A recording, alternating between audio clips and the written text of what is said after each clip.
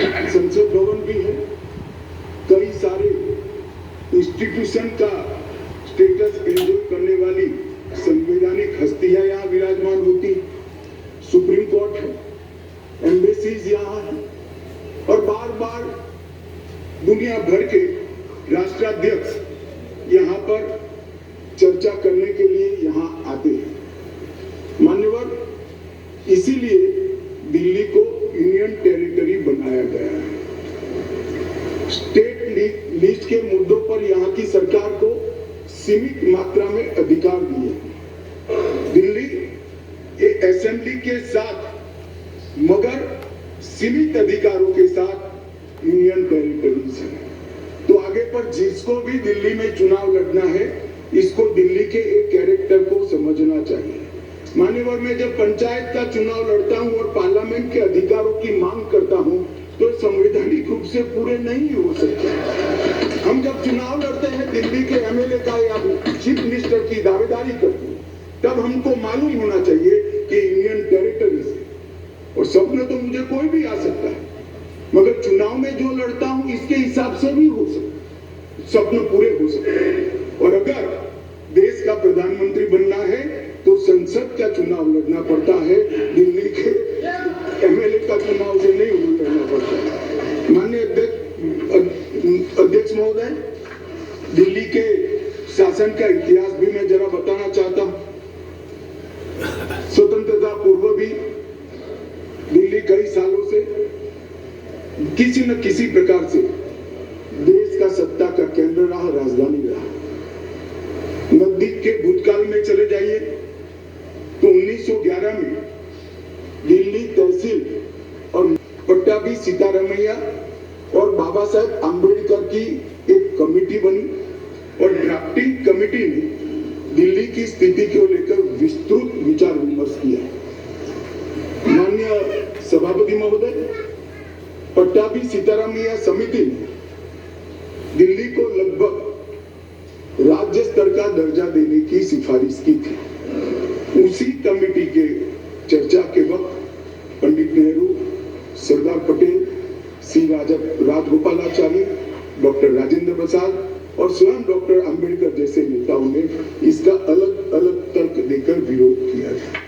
मान्यवर, 1949 में संविधान के अंतिम मसौदे के साथ संविधान सभा के अध्यक्ष को भेजी गई डॉक्टर अंबेडकर की रिपोर्ट का मैं पेरा पढ़ना चाहता हूं। जहां तक दिल्ली का सवाल है, हमें ऐसा लगता है कि भारत के राजधानी के रूप में शायद ही किसी स्थानीय प्रशासन के अधीन दिल्ली को रखा जा सकता है। संयुक्त राज्य अमेरिका में संसद राजधानी के संबंध में पूर्ण विधायी शक्ति का अधिकार रखती है। ऑस्ट्रेलिया में भी ऐसा है। आगे अंबेडकर की रिपोर्ट कहती है, किसी विशेष क्षेत्र के मामले में क्या किया जाना है, ये राष्ट्रपति अपने आदेश द्वारा निर्धारित करेंगे। निसंदेह वह अन्य मामलों की तरह इसमें भी जिम्मेदार मंत्रियों की सलाह पर काम करेंगे। यदि वह चाहे तो दिल्ली में उपराज्यपाल रख सकते हैं। वह आदेश द्वारा एक स्थानीय विधायिका भी बन सकता है और इसके संगठन एवं शक्तियों का प्रावधान संसद कर सकती है।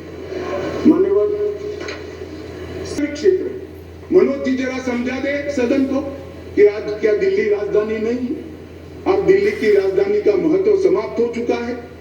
कोटेशन कुछ ऐसे होते हैं मनोज जी, जो पृथ्वी के अंत तक सत्य सनातन होते हैं, बदलते नहीं। कुछ कोटेशन ऐसे भी होते हैं। मान्यवर, स्वतंत्रता के बाद पार्ट सी स्टेट एक्ट 1951 से दिल्ली को विधानसभा दी गई, किंतु विधानसभा की शक्तियां सीमित एवं संसद के कानून के तहत रखी गई। ये भी सोच समझ कर किया गया। वर्ष 1956 में राज्य पुनर्गठन आयोग की सिफारिशों के आधार पर दिल्ली में विधानसभा को भंग कर दिया गया और दिल्ली को संघ शासित प्रदेश बना दिया गया। लगभग 3 दशक तक मान्यवर व्यवस्था चलती सरकार या कमेटी बनी जो बाद में बालकृष्णन कमेटी में परिवर्तित हुई और उसमें 1991 में 69वां संवैधानिक संशोधन किया, जिसमें संविधान में धारा 239 ए डाली गई और दिल्ली को विशेष दर्जा दिया गया। मैं इस बात पर पूरे सदन का ध्यान आकृष्ट करना चाहता हूं कि दिल्ली के रेफरेंस में संविधान का जब भी जिक्र करते हैं दिल्ली के शासन को मिले हुए अधिकारों के लिए, तब संविधान में धारा 239 ए को पढ़ना होगा, क्योंकि ये विशेष धारा है जो यूटी राजधानी क्षेत्र को व्याख्यायित करती है और उसकी शासन संबंधी सभी व्यवस्थाओं को इसमें वर्णित किया गया है। अब इसमें आप यहाँ पर ऐसा भाषण करेंगे कि आज दिल्ली की बारी है, कल उड़ीसा की है, आज दिल्ली की बारी है, कल आंध्र प्रदेश की है, आज दिल्ली की बारी है, कल फलाने राज्य की है। कोई संसद सदस्य ऐसी बातें सुन के अपना मत नहीं बदलेगा। राघव जी, आप जरा भी चिंता मत करिए। ऐसा नहीं है कि सिर्फ आप पढ़ सकते हैं, सभी लोग पढ़ सकते हैं, सभी लोग समझते हैं और सभी लोग चीजों को जानते भी हैं। सभी लोग जानते हैं इस प्रकार के बदलाव किसी राज्य में नहीं हो सकते, यूटी में ही हो सकते। मगर प्रॉब्लम इसमें राज्य और यूटी का नहीं है। हम है यूटी में, चुनाव यूटी के लड़े हैं और राज्य की पावर एंजॉय करनी है, इसका प्रॉब्लम है। मान्यवर, प्रॉब्लम का कोई जवाब भारत सरकार के पास नहीं है, दिल्ली की जनता के पास भी नहीं है, ये सदन के पास भी नहीं है। अपनी मानसिकता को ही बदलना पड़ेगा, सीमित करना पड़ेगा, संयत करना पड़ेगा, तब जाकर मान्यवर इसका रास्ता निकलेगा। मान्यवर, क्या हुआ बाद में? 91 से 2015 तक ऊपर नीचे कई बार एक दल की सरकार आई, कई बार विपक्ष की सरकार। मैं बहुत जिम्मेदारी के साथ यहाँ बताना चाहता हूं कि इस बिल से जो ट्रांसफर पोस्टिंग के सेवाओं के काम के लिए जो अधिकार का वर्णन किया गया है, ये सारे अधिकार प्रैक्टिस में यहीं पर वो ही चलते थे।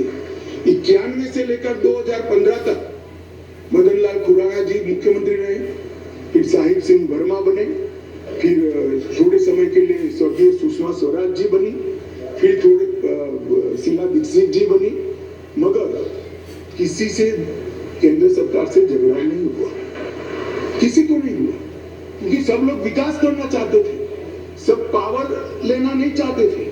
मान्यवर, उस वक्त कई बार कांग्रेस की सरकार थी और हमारी सरकार ऊपर रही, कई बार हमारी सरकार नीचे थी, ऊपर कांग्रेस की सरकार रही। ट्रांसफर पोस्टिंग के लिए कभी झगड़ा नहीं हुआ।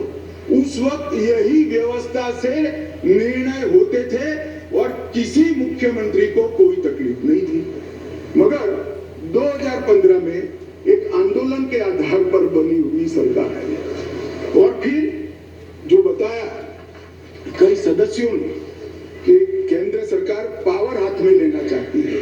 भैया, केंद्र सरकार को पावर हाथ में लेने की जरूरत नहीं है। 130 करोड़ की जनता की कृपा से हमें पावर भारत की जनता ने ही दे दिया। ये अधिकार हमें भारत की जनता ने दिया और कई राज्यों में, पूर्ण राज्यों में भारतीय जनता पार्टी की पूर्ण बहुमत की सरकार चल रही है। कोई पावर लेने की जरूरत नहीं है।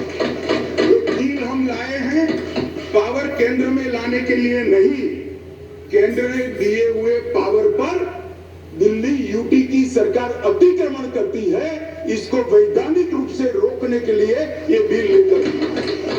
मान्यवर, शब्दों के श्रृंगार से असत्य को सत्य नहीं बनाया जा सकता। लंबे चौड़े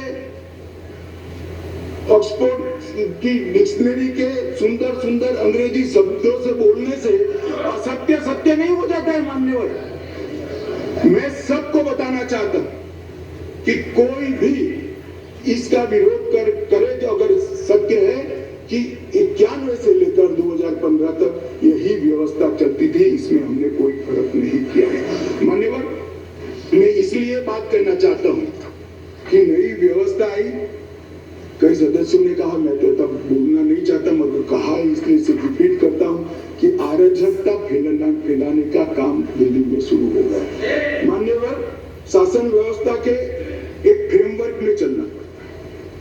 अगर मैं मंत्री हूं तो मेरे मंत्री के नाते अधिकार है तो दायित्व भी है। मैं किसी और के अधिकार का हनन नहीं कर सकता। मान्यवर, कई बार ऐसी व्यवस्था है, मैं बाद में बात करूंगा। अभी चिदम्बरम जी खड़े हो गए थे, वो होम मिनिस्टर थे, तब क्या हुआ था और उन्होंने फाइल पर क्या लिखा है वो भी है मेरे पास, मैं बताऊंगा। मान्यवर, परंतु मैं इतना स्पष्टता से कहना चाहता हूं कि 91 से लेकर 2015 तक ये व्यवस्था जस की तस थी, जिसको बदलने के लिए 2015 में एक परिपत्र किया गया दिल्ली सरकार द्वारा, जिसको नलीफाई करने के लिए भारत सरकार ने एक परिपत्र सेवाओं के बारे में इश्यू किया। उसको उच्च न्यायालय में चुनौती दी गई। उच्च न्यायालय में भारत सरकार के पक्ष में फैसला आया, फिर सर्वोच्च न्यायालय की खंडपीठ को वो डिफर कर दिया गया। 2018 में सर्वोच्च न्यायालय की खंडपीठ ने एक आदेश दिया, जिसका सार है कि मंत्री परिषद के अधिकारों को सर्वोच्च न्यायालय ने प्रस्तावित किया। मान्यवर, फिर वो डिवीजन बेंच के अंदर, 2 जज की बेंच के अंदर गया, वहां सहमति नहीं बनी और फिर से खंडपीठ को रिफर कर दिया गया और 11 मई को सर्वोच्च न्यायालय की खंडपीठ ने सेवाओं के मामले में अपना निर्णय दिया। ये जो निर्णय है मान्यवर, इसमें सर्वोच्च न्यायालय ने एक विषय तय किया है। भारतीय संघ को केवल 3 विषयों पर, policy, police, public order, ordinance, ये 3 विषय पर ही कार्यकारी अधिकार प्राप्त है। सेवाओं का अधिकार दिल्ली सरकार के पास रहता है।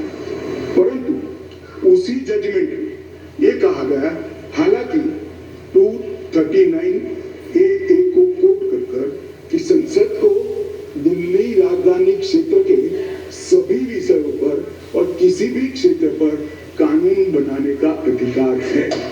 मान्यवर, अब जो लॉयर होते हैं वो बातों को बहुत खूबसूरत तरीके से रखने में माहिर होते हैं। एक ही अधिवक्ता एक बार एक धारा को डिफेंड करता है तो वही अधिवक्ता दूसरी बार वही धारा का विरोध करता है। मगर हमको तो ऐसी महारत हासिल नहीं, हम तो सार्वजनिक जीवन के छोटे कार्यकर्ता है, तो जो सच होते हैं वो बोलते हैं। मैंने अभिषेक मनु सिंघवी जी को ध्यान से सुना। मान्यवर, उन्होंने कहा, उन्होंने क्या करा उनको पूरा मालूम है, मैं मानता हूं मालूम होगा, बड़े विद्वान वकील है।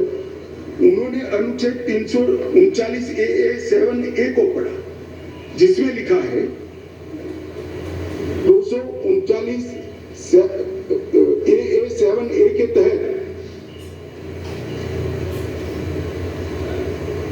संसद को केंद्र सरकार के प्रावधानों को इफेक्ट देने या सप्लीमेंट करने के लिए कानून बनाने का पूरा अधिकार, ये उन्होंने पढ़ा। मगर इसके ऊपर 3B में नहीं गए। मैं अब पढ़ता हूं 3B क्या है। पहले मैं 239A में दिल्ली के विषय में विशेष प्रावधान किए गए हैं। इसके तहत दिल्ली विधानसभा सहित संघ शासित प्रदेश है। विधानसभा सहित संघ शासित प्रदेश। मान्यवर, इसके 239A3B के अनुसार दिल्ली के संघ राज्य क्षेत्र या पूरा राज्य क्षेत्र या उसके किसी भी भाग के बारे में उससे संबंधित किसी भी विषय पर कानून बनाने का अधिकार संसद का अधिकार। अब मैं विनम्रता से इतना ही पूछना चाहता हूं कि किसी भी विषय पर आता है, इसमें सर्विसेज आती है या नहीं आती? सर्विस विषय है या नहीं? और मान्यवर, और इससे आगे जाकर 239AA3C के अनुसार संसद को, ये भी ध्यान से सुने सदन, संसद को राष्ट्रीय राजधानी क्षेत्र दिल्ली की विधानसभा द्वारा बनाए गए किसी भी कानून को संशोधित करने का, उसका स्वरूप बदलने का या उसको निरस्त करने का भी अधिकार दिया है। और मानने वाले हम लेकर नहीं आए।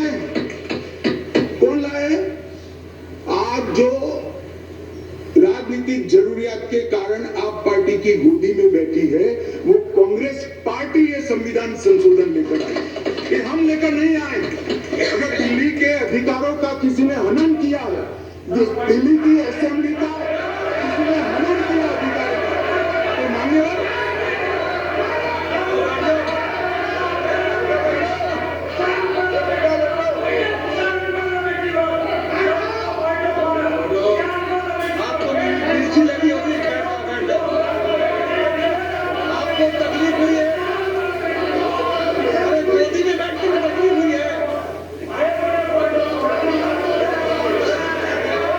माननीय अध्यक्ष जी, इनको करने में तकलीफ नहीं हुई और सुनने में क्यों तकलीफ हुई? आपको सुनना पड़ेगा। मैं फिर से रिपीट करना चाहता हूं, केवल और केवल राजनीतिक स्वार्थ के कारण आप पार्टी का एपीचमेंट करने के लिए ये अपने ही लाए हुए कानून का एक विरोध कर रहे हैं।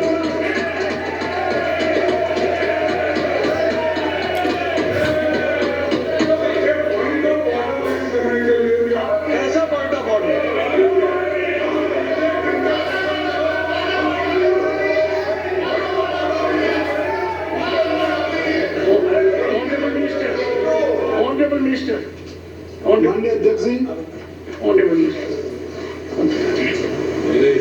would you please raise your point of order? Point of order. Our rule says unparliamentary word cannot be used in this house. We have the book of list और उसी लिस्ट के हिसाब से किसी पार्टी किसी के साथ जाने पे उसकी गोदी में बैठी है, ये वर्ड अनपार्लियामेंट्री है। कल हम भी बोलेंगे, आप निर्माण करते हो, बात करते हो, तो किसी गोदी में बैठे हैं और इनकी जेब में ले बोलेंगे कि कौन सी एक जो अच्छी है जिसकी गोदी में बैठे हैं और डेकोरम आप कहते हो, तो डेकोरम मेंटेन भी करना चाहते हैं। और speaker sir, You are not to make a speech. I have heard your point of order. I reject the point of order. Take your seat.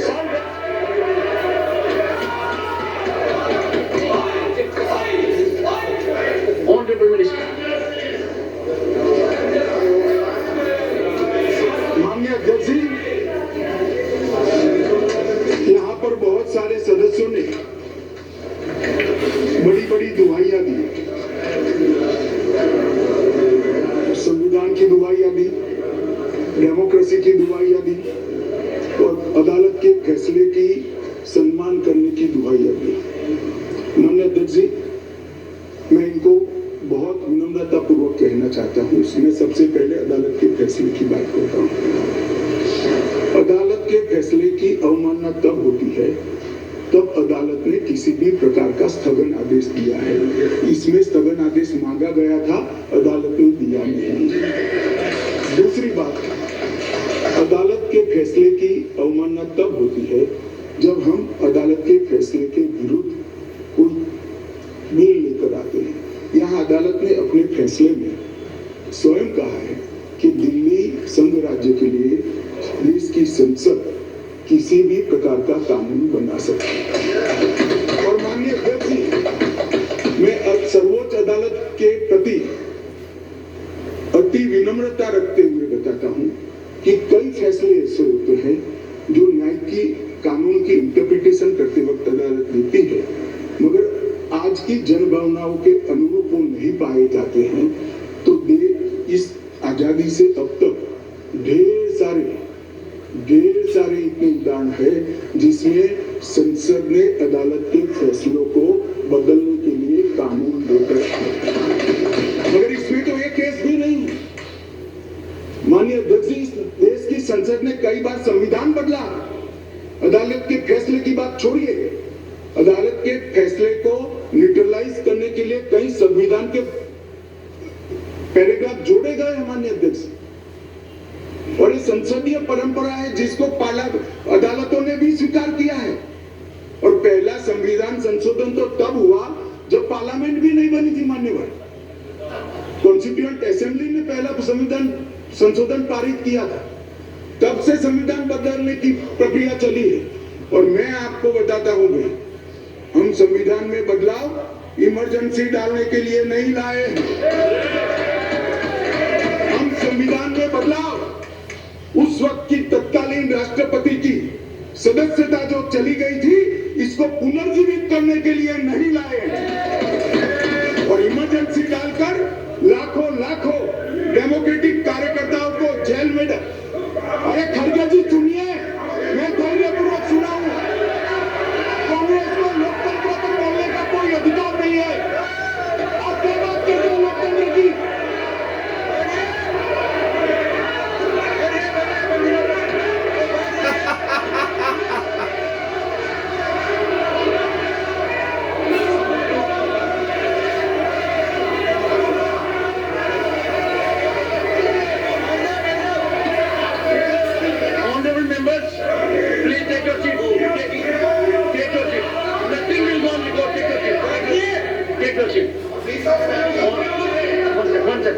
Honorable members, the Honorable and he heard everyone very patiently.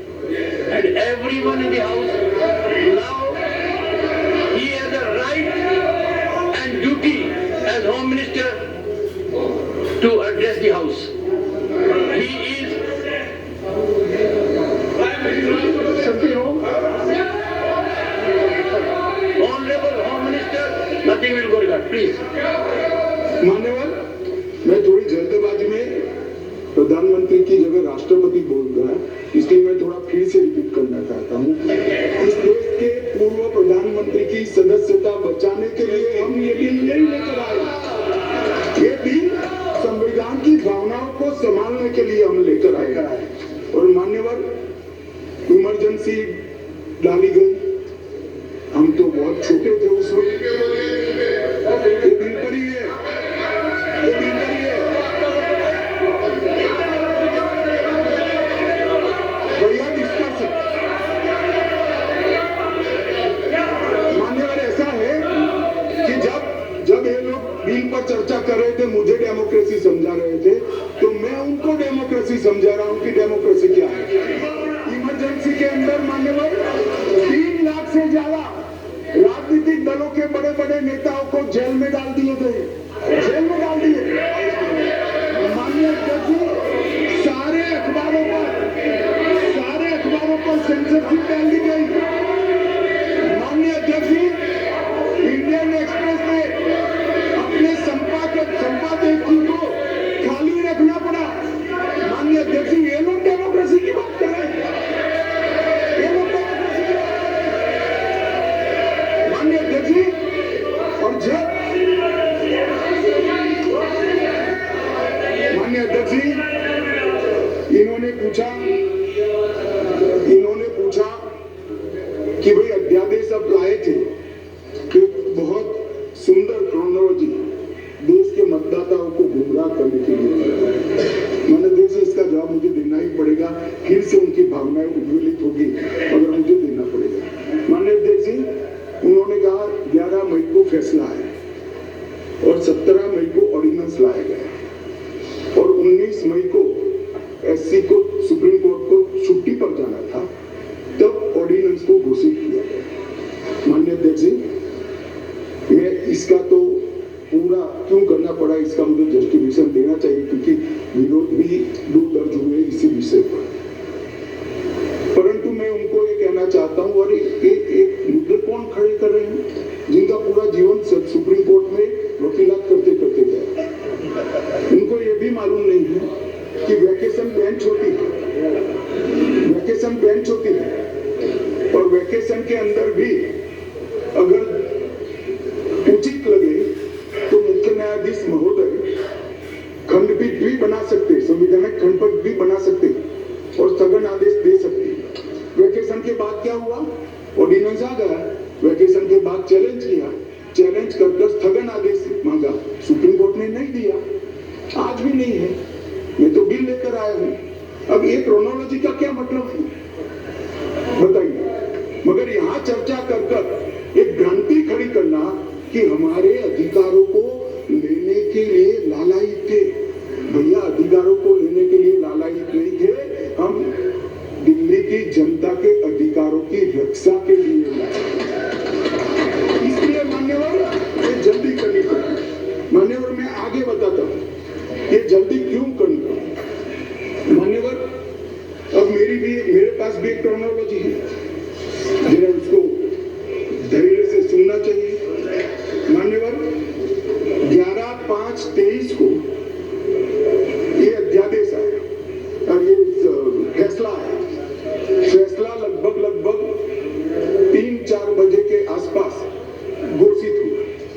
उसके बाद में 5:30 बजे फैसला क्या था मान्यवर?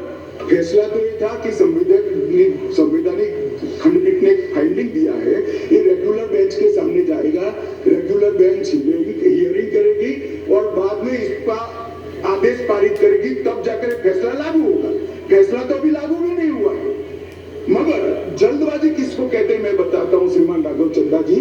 जल्दबाजी इसको कहते हैं कि अभी आदेश तो पारित भी नहीं हुआ। एक नीति विषयक फैसला लिया जो 2 जजों की खंडपीठ ने सुनकर उस पर आदेश पारित किया जाना था, इसके बाद इम्प्लीमेंटेशन होना था। 11/5 को शाम को 5:30 बजे एक नोट सर्कुलेट कर दिया गया कि आज 5:30 बजे तक पात्र अधिकारियों की सूची के साथ जो इस पद पर तैनात हो सके सचिव सेवाओं के मतलब सेक्रेटरी सर्विस ये लिए नोट प्रस्तुत किया था। ट्रांसफर करना भी चालू कर दिया। बोले अभी तो खंडपीठ 2 जजों की खंडपीठ का जजमेंट भी नहीं आया और ट्रांसफर करना चालू किया। सोशल मीडिया में घोषणा कर दी।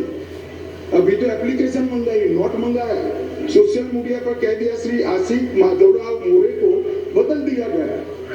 कैसे बदलोगे भाई, कैसे बदलोगे मान्यवर? और इसके आगे मैं जाना चाहता हूं। इसके बाद सतर्कता विभाग विजिलेंस के मिनिस्टर ने सभी सहायक निर्देशकों को आदेश दे दिया कि विशेष सचिव सतर्कता को रिपोर्ट न करिए, उनको डायरेक्ट रिपोर्ट करिए। अब जो एडमिनिस्ट्रेशन मुझे समझाते थे मैं उनको समझाना चाहता हूं। डायरेक्ट जॉइंट डायरेक्टर लेवल का ऑफिसर सीधा मंत्री को रिपोर्ट करे, ऐसा कैसे हो सकता है भाई? कैसे हो सकता है? ये एडमिनिस्ट्रेशन में क्या किसके साथ में खड़े रहे हो? जवाब देना पड़ा दिल्ली की जनता को भाई। मान्यवर, इसके बाद सतर्कता विभाग के मंत्री जी ने आदेश दे दिया 13 तारीख को कि मैन्युअल के पैरा 2.22 के उल्लंघन किया, जिसमें विजिलेंस सेटअप के कार्यबल सीबीओ के परामर्श से सफाई को नहीं बनाया गया, जल बोर्ड को नहीं बनाया गया, जल विभाग को नहीं बनाया गया, मान्यवर रोड एंड बिल्डिंग को नहीं बनाया गया, सोशल वेलफेयर को नहीं बनाया। ये सारे शासन के साथ जुड़े हुए नहीं है क्या? ये किसी में जल्दी नहीं हुई, सिर्फ विजिलेंस में हुई। अब मैं इस कारण बताना चाहता हूं कि सदन में विजिलेंस में क्यों जल्दी हुई। मान्यवर, इसके अंदर आबकारी घोटाले की, शराब घोटाले की file,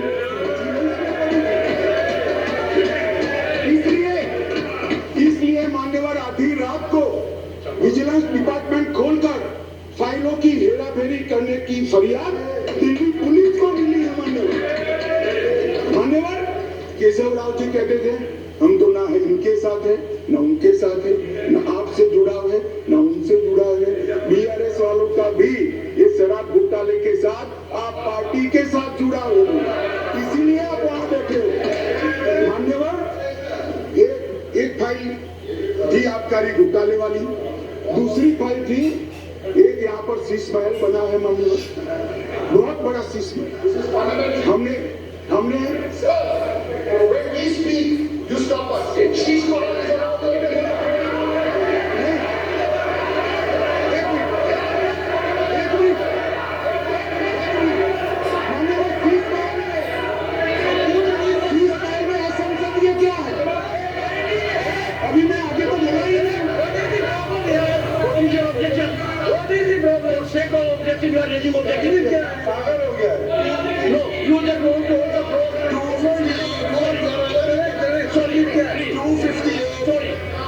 Let us not make issue, non-issues. 258, take your seat. 250, sit down, take your seat. Okay, I said take your seat. Take your seat, please. Take your seat. Take your seat. Honorable Minister. मान्यवर, मैं कहता हूँ शीश महल में क्या संसदीय है, चर्चा करें जरा खड़े होकर। वैसे ही व्यवधान करने के लिए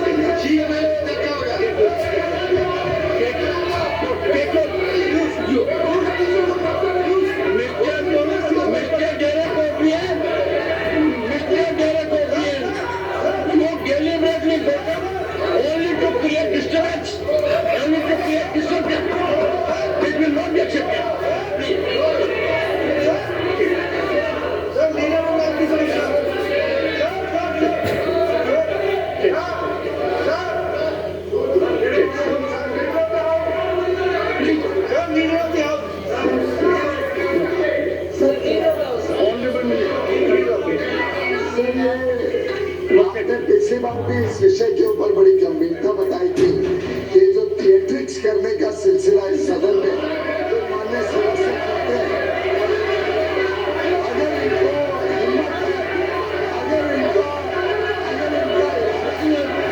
शीश महल के ऊपर चर्चा करने का है, तो आप अभी के अभी शीश महल के ऊपर चर्चा करें, शीश महल के ऊपर चर्चा करने के लिए हो जाए, शीश महल के ऊपर पूरी चर्चा, जो इस शीश महल को ऑब्जर्व करे, Take your seat. Take your seat. Take your seat. Take your seat. Please, please. Take your seat. One second. Sorry, sir. 1 second. Sorry. Please. Honorable members, I was hearing the Honorable Home Minister with total focus. And there was nothing in the discourse of the Honorable Home Minister which could have invited the kind of disruption in which Mr. Derek O'Brien. I urge the House, I urge the Honorable members, we have been decorous during the whole day. Don't act on a plan. Let us believe in decorum. Honorable Home Minister. Honorable Home Minister. Honorable Home Minister. माननीय अध्यक्ष जी, यही जिसको निशाना बनाएगा वही vigilance की office में मुख्यमंत्री के नए बंगले पर खर्च हुए अवैध खर्चे के लिए और आवंटित की गई राशि से 6 गुना ज्यादा खर्चे के लिए जांच की फाइल भी उसी के अंदर थी। माननीय अध्यक्ष जी, माननीय सुप्रीम कोर्ट ने एक ऑर्डर दिया था कि अपनी पार्टी के, सरकार के लिए, अपनी पार्टी के प्रचार के लिए दिल्ली सरकार का जो खर्च हुआ है वो खर्च दिल्ली सरकार से नहीं, आप पार्टी से वसूल कर दिल्ली सरकार के खजाने में डाला जाए। इसकी जांच भी यही विजिलेंस डिपार्टमेंट ने, मान्यवर, इन्होंने दिल्ली सरकार के पास लॉ एंड ऑर्डर नहीं है, इसका मतलब पुलिस नहीं है, इसलिए वहां इंटेलिजेंस डिपार्टमेंट नहीं हो सकता है, मगर उन्होंने फीडबैक यूनिट बनाया और फीडबैक यूनिट से राजनीतिक जानकारियां इकट्ठा करना शुरू करी। मान्यवर, इसके खिलाफ भी एक जांच चली और एक जांच की फाइल भी विजिलेंस डिपार्टमेंट ने।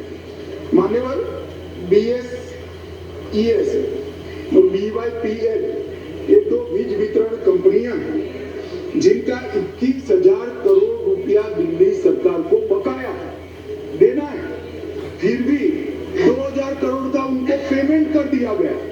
इसकी भी जांच चल रही है, वो जांच की फाइल भी इसी विजिलेंस डिपार्टमेंट में थी। मान्यवर, और ये आधी रात को जो कागज इधर उधर फोड़ने का प्रयास किया गया वो ही इमरजेंसी थी।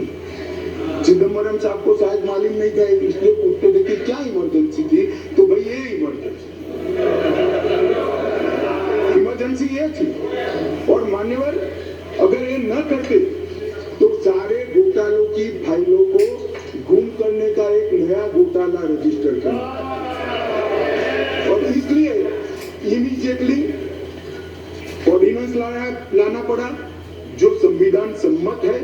संविधान में ऑर्डिनेंस की व्याख्या और अधिकार ऐसे स्थितियों के लिए ही दिए गए हैं और सबको मालूम है जब ऑर्डिनेंस लेकर आते हो तो 6 माह के अंदर या सबसे पहले सदन के अंदर, जो सदन जब मिलेगा तब सदन के सामने रखना पड़ता है। तो आज मैं लेकर आया हूं। अब इसमें गैर संवैधानिक क्या है भाई बताओ तो? इतनी सारी 5 घंटे से चिल्लाट करते हैं, इसमें गैर संवैधानिक क्या है? क्या प्रिपेयर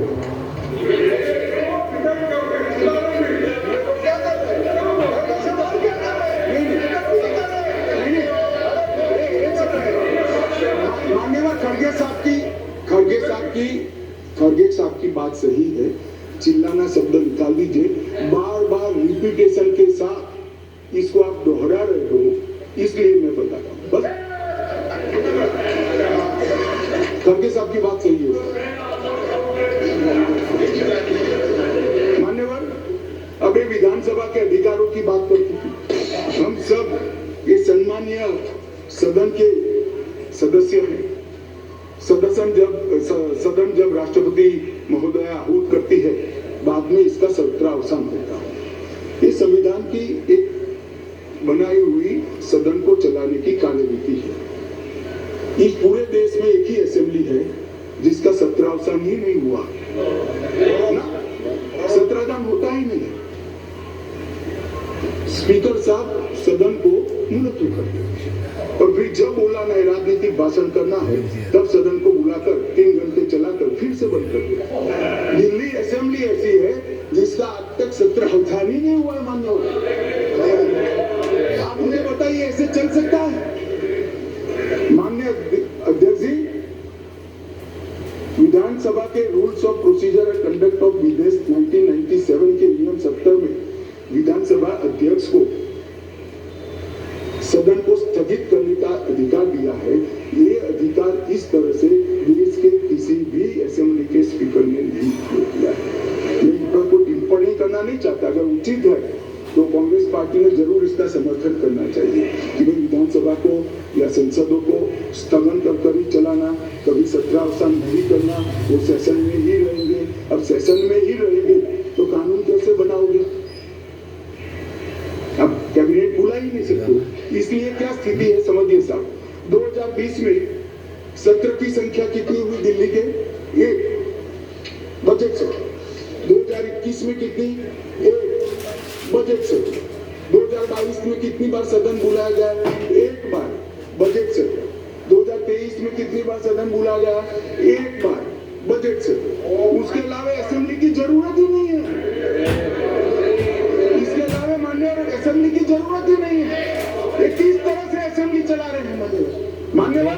कैबिनेट के अधिकारी की भी दुहाई दे रहे हैं। 2022 में 6 कैबिनेट बैठक सिर्फ हुई है, 1 साल में सिर्फ 6। इसमें से 3 बजट रिलेटेड है और 3 एक बिजली कंपनी को सहायता करने के लिए बुलाई गई। बाकी मान्यवर 2023 में सिर्फ 2 ही कैबिनेट बुलाई गई और दोनों बजट के कामकाज के लिए बुलाई। अब आप क्या भैया कैबिनेट का दुहाई देते हो, क्या अधिकार का दुहाई देते हो?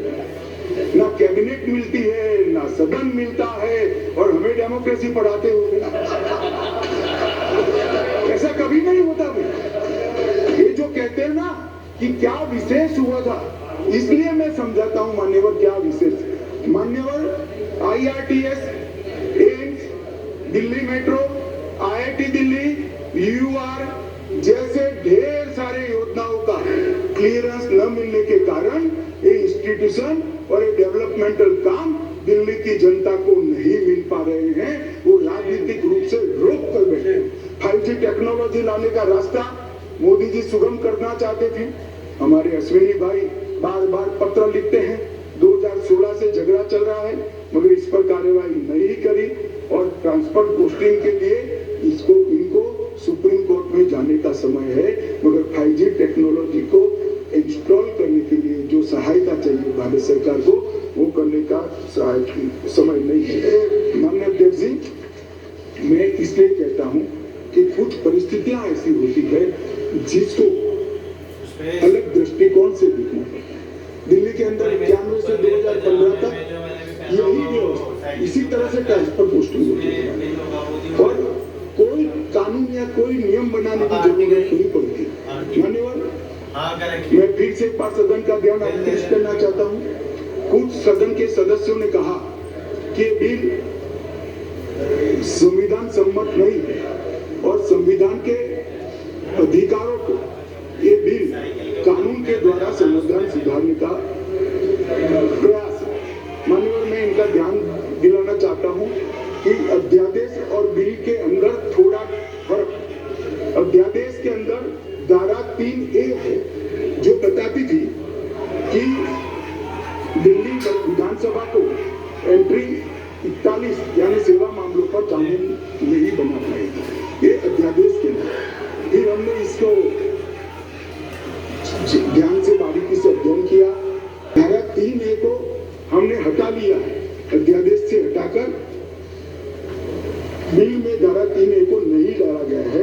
अब दिल्ली की विधानसभा को भी सेवा में कानून बनाने का अधिकार है, आप बना सकते हो, मगर केंद्र का कानून अभी जो बना है इससे कॉन्ट्राडिक्टरी कानून नहीं बना सकते हो, इतना ही है। माननीय अध्यक्ष जी,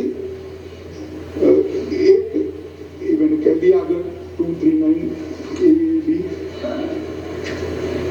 एक बहुत बड़ी चर्चा चली कि मंत्रियों के अधिकार अफसरों को दे दिए गए। कैबिनेट के अंदर अफसर कैबिनेट नोट भेजेंगे। तो माननीय अध्यक्ष जी, मैं तो 2 सरकारों में रहा हूं, गुजरात सरकार में रहा हूं और अभी मोदी जी के नेतृत्व में भारत सरकार में काम किया। कभी मैंने as a minister cabinet note sign नहीं किया, फाइल साइन की है, मगर कैबिनेट नोट तो सेक्रेटरी ही भेजते हैं। शायद आप लोगों के राज्य में मंत्री की सिग्नेचर से जाती है तो मुझे मालूम नहीं है। अगर कोई ऐसा दूसरा राज्य है तो भी बताना चाहिए सदन को। माननीय अध्यक्ष जी, मैं खंडवार जवाब देना नहीं चाहते, इतना ही कहना चाहता हूं कि 45A 45(1) को जो उद्धृत कर सब लोग बोल रहे थे, इसमें मैं इतना ही कहना चाहता हूं कि इसमें दिए गए सारे प्रावधान ट्रांजैक्शन ऑफ बिजनेस रूल 1993 में पहले से मौजूद है, 93 से है, जो कांग्रेस पार्टी लेकर आई है। हम कुछ नया नहीं लाए, मगर वो रूल्स को मानते नहीं थे, इसलिए रूल्स को एक्ट का हिस्सा बनाया गया। 93 से रूल्स के हिसाब से दिल्ली चलती है, फुल स्टॉप कॉमा का फर्क नहीं है साहब इसमें। ट्रांजैक्शन ऑफ बिजनेस रूल 1993 जो है, जो कांग्रेस पार्टी ने बनाए थे, उसको ही हम एक्ट में आमेज किए हैं और इसलिए करने पड़े कि कैसी सरकार चुनकर आई जो रूल्स को मानती नहीं है, इसलिए एक्ट में डालना पड़ा। मान्यवर, ये सारे अधिकार जो है, अधिकारों का बंटवारा है, कार्य विभाजन है और कार्य पद्धति है, ये सारी की सारी कांग्रेस पार्टी ने बनाई। अगर कांग्रेस पार्टी में अंतरात्मा है तो इस बिल का समर्थन करना चाहिए। मैं तो आपकी चीज को लेकर खड़ा हूं, मगर ये नहीं करेंगे, मुझे मालूम है मान्यवर, क्योंकि उनको गठबंधन बचाना है, उनको गठबंधन बचाना है। मान्यवर, मैं आपको बताना चाहता हूं, ये आप पार्टी का जन्म ही कांग्रेस का विरोध कर लगभग 3 टन जितनी गाली कांग्रेस की सरकार को बोले और बोलकर सरकार में आए और आज अनधिकृत अधिकार प्राप्त करने के लिए कांग्रेस का समर्थन दे रहे हैं। और कांग्रेस वालों को भी ठीक है, चलो हमारा गठबंधन है। भाई, मैं बताना चाहता हूं खड़गे साहब, जैसे ही आज शाम को ये बिल खत्म हुआ, पारित हुआ, केजरीवाल जी पलट जाएंगे, ठेंगा दिखाएंगे और कुछ नहीं होने वाला।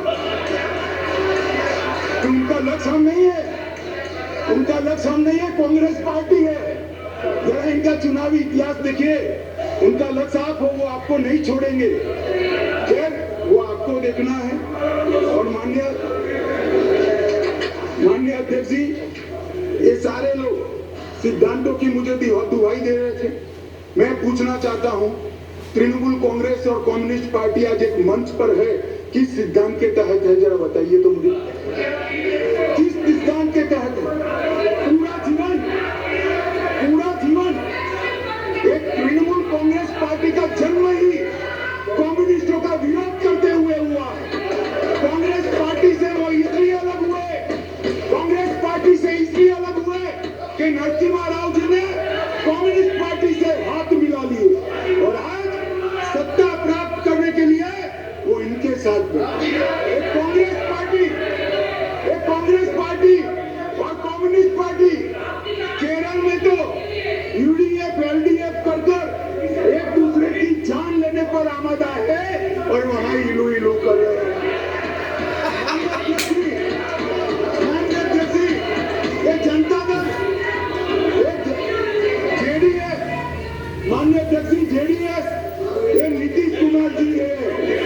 जेडीयू ये नीतीश कुमार जी है, जिनकी राजनीति चारा घोटाले का विरोध कर हुई। इनके राष्ट्रीय अध्यक्ष लल्लन सिंह जी कहते थे मैं पान का बनवारी बन जाऊंगा मगर कांग्रेस पार्टी के साथ नहीं जाऊंगा, लालू के साथ नहीं जाऊंगा। मान्यवर, ये साथ में आ गए। साथ में क्यों आए?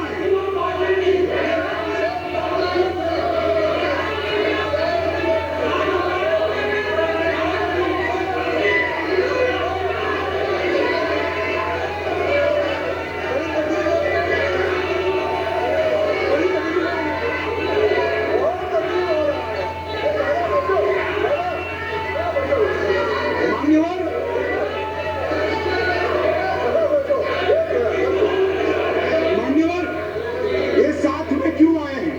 ये साथ में इसलिए आए हैं कि उनको भरोसा है कि अकेले कुछ हो नहीं सकता, इकट्ठा हो जाओ तो कुछ तो कर पाएंगे। मगर मैं आज बताना चाहता हूं मान्यवर, और 5-10 लोगों को जोड़ दो, कुछ नहीं होने वाला है। 24 मई में फिर से नरेंद्र मोदी प्रधानमंत्री। मान्यवर,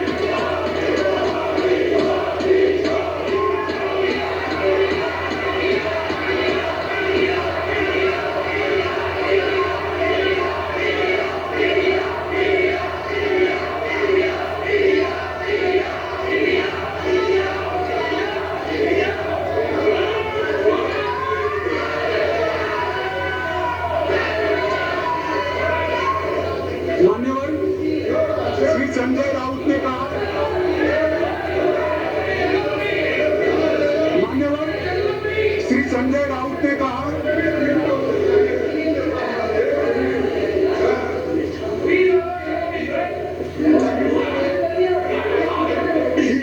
I know, but yes,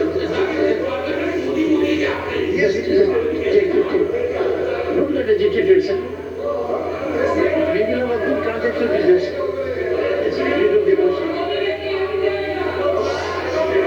Your point of order, sir. देखिए, जरा मुझे 2 मिनट चांस दीजिए। देखिए शाह साहब, उन्होंने ऑर्डिनेंस पे बोल रहे हैं, ठीक है, लेकिन ऑर्डिनेंस को छोड़ के वो हमारे इमरजेंसी से लेकर और अब तक जो आगे 2024 में आगे कांग्रेस के है, इसमें आगे कांग्रेस में है। देखिए आप भी सब आप भी थे। तो सर मेरा एक ही निवेदन है कि शाह साहब अच्छे भाषा में बोलते हैं, हिंदी में अच्छा, जैसा अंग्रेजी में हार्वर्ड को उन्होंने बोले कि अच्छे शब्दों में ऐसा वैसा ही वो भी हिंदी में बहुत अच्छे तरीके से व्याकरणबद्ध हिंदी बोल रहे हैं, ठीक है। लेकिन क्या बोल रहे हैं कि 2024 के इलेक्शन को संदेश दे रहे यहाँ से कि हम जीतेंगे मान्य करके दी और एक और अपोजिशन का पूरा अपोजिशन टीका टिप्पणी कर रहे हैं। आप अपने विषय पर बोलिए। मान्य करके जी, आप डिबेट में करीब पूरे समय रहे हैं। हाँ? डिबेट में आप करीब पूरे समय रहे हैं, पर कुछ समय आप नहीं थे। मैं आपको कह सकता हूं कि आप रिकॉर्ड को देखिए, सभी सदस्यगण ने अपने भाषणों के अंदर जो आयाम अपनाया है उसका रिस्पॉन्स है। ये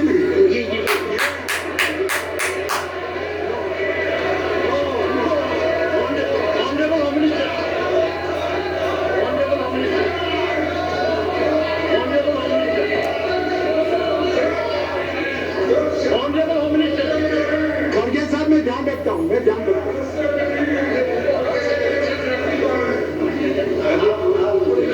मानव मैं खड़गे जी का मान्यवर, मैं खड़गे जी का धन्यवाद करता हूँ। इन्होंने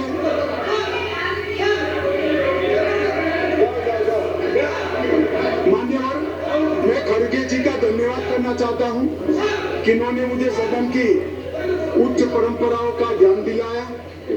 मैंने सदन की परंपराओं का ध्यान रखते हुए सफल वे में मेरी बात कही थी, परंतु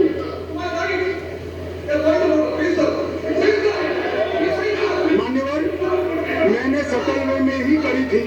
मैसेज आधा अधूरा गया था, खड़गे जी ने पूरा मैसेज डाल दिया, इसलिए मैं उनका धन्यवाद करना चाहता हूं। मान्यवर, संजय राउत जी ने कहा कि मोदी जी विदेश जाते हैं तो उनका सम्मान होता है, कोई उनका ऑटोग्राफ मांगता है, कोई उनको छूकर नमन करता है, कोई उनसे अपॉइंटमेंट मांगता है, कोई मोदी जब बॉस कहता है, वो सम्मान मोदी जी का नहीं है, देश का सम्मान। मैं यही कहना चाहता हूं, हमारे मन में कोई मुगलता नहीं है कि नरेंद्र मोदी व्यक्ति का सम्मान है, ये नरेंद्र मोदी नाम के देश के प्रधानमंत्री का सम्मान है।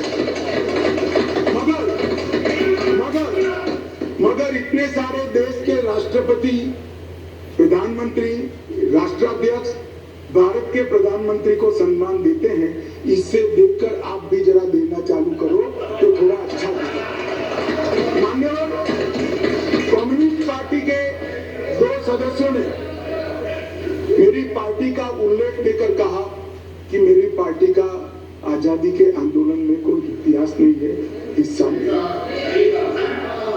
सुनिए, मगर मैं उनके व्यवहारिक जनरल नॉलेज पर क्वेश्चन उठाना चाहता हूं कि जो व्यक्ति का, मतलब इंस्टीट्यूशन के नाते कहता हूं, जो पार्टी का जन्म ही 1950 में हुआ हो, वो आजादी के आंदोलन में कैसे हिस्सा ले सकते हैं?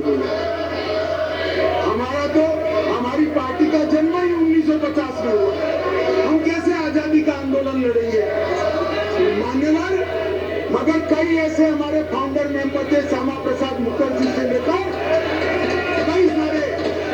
आज बंगाल अगर भारत में है तो श्यामा प्रसाद मुखर्जी के कारण है, और अगर आज कश्मीर भारत में है तो श्यामा प्रसाद मुखर्जी के कारण। और मान्यवर, ये कह रहे थे ये नागपुर से इशारा आता है, नागपुर से। ठीक है भाई, चलो 1 सेकंड के लिए मेरी बात मान लो, नागपुर से इशारा आता है, आपकी बात को मैं मान लेता हूँ, मगर नागपुर तो भारत का हिस्सा है, रसिया या चीन नहीं है। रसिया और चीन से इशारा लेती थी। मान्यवर, वो मुझे क्या कह रहे? कम्युनिस्ट पार्टी बात कर रही है देशभक्ति की, कम्युनिस्ट पार्टी देशभक्ति की बात कर रही है। मान्यवर, इनको ये ठीक नहीं लगता। माननीय चिदंबरम साहब ने कहा कि दिल्ली के लिए भी बीजेपी का अधिकार नहीं, दिल्ली में बीजेपी की 2 बार सरकार नहीं हुई। तो भाई अगर यही सिद्धांत है तो आपको तो बोलने का ही अधिकार नहीं है। आपके तो ना संसद सदस्य है, ना धारासभा में कोई सदस्य है। हमारे कम से कम 7 संसद सदस्य भारतीय जनता पार्टी के, और यही थियरी को माने तो विपक्ष के नेता ने ढेर सारे राज्यों के लिए वो बोल ही नहीं पाई। यूपी के लिए नहीं बोल पाएंगे, बिहार के लिए नहीं बोल पाएंगे, बंगाल के लिए नहीं बोल पाएंगे, ओडिशा में नहीं बोल पाएंगे, नॉर्थ ईस्ट में। ये सदन का हर सदस्य देश के झगड़े के लिए चक्के किस तरह से देश के गृह मंत्री को रिस्ट्रिक्ट करना चाहते हैं। मान्यवर, मैं सदन का सदस्य हूं तो भी देश के किसी भी हिस्से के लिए चिंता करने का मेरा अधिकार है और संविधान दत्त अधिकार है। मान्यवर, किस प्रकार की बात इतने सीनियर व्यक्ति है। मान्यवर,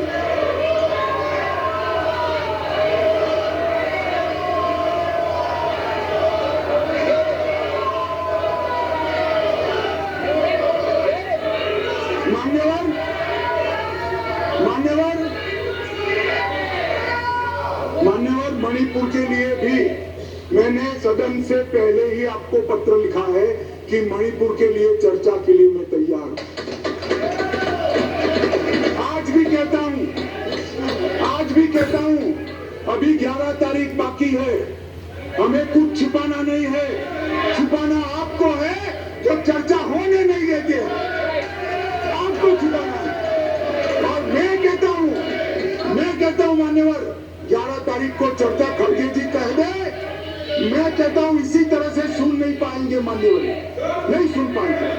और इसीलिए मणिपुर पर चर्चा करने के लिए मान्यवर,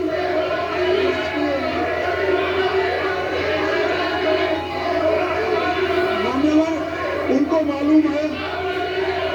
मालूम है कि बिजनेस एडवाइजरी कमेटी समय तय करती है। मैं अभी देश की जनता के सामने कहता हूं, 11 तारीख को, एक सेकंड,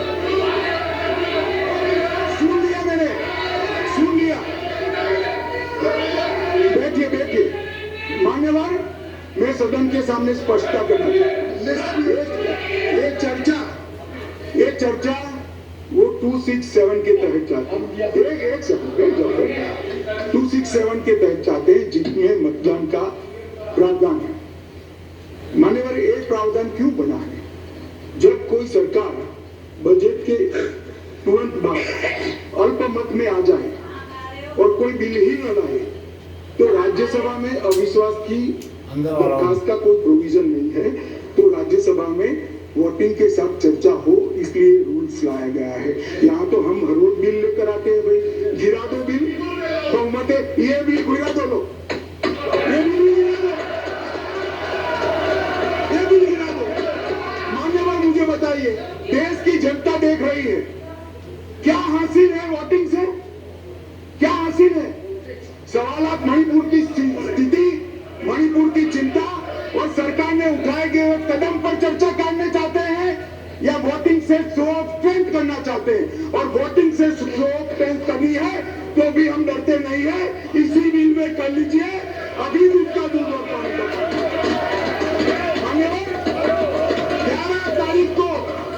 11 तारीख को चर्चा के लिए खड़गे साहब हाँ बोल दे, मैं सदन में चर्चा के लिए तैयार हूं।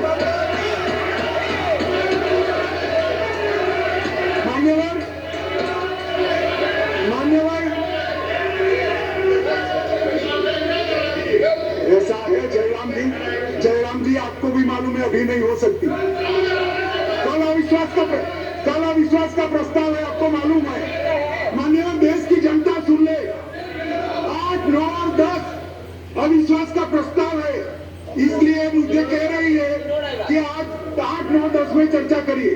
कांग्रेस पार्टी ही लाई है, और मैंने सदन के पहले दिन से आपको पत्र लिखा है मान्यवर, कि सदन में कितनी भी लंबी चर्चा के लिए मैं तैयार हूं, मैं हर बात का जवाब, और ये मेरा संवैधानिक दायित्व।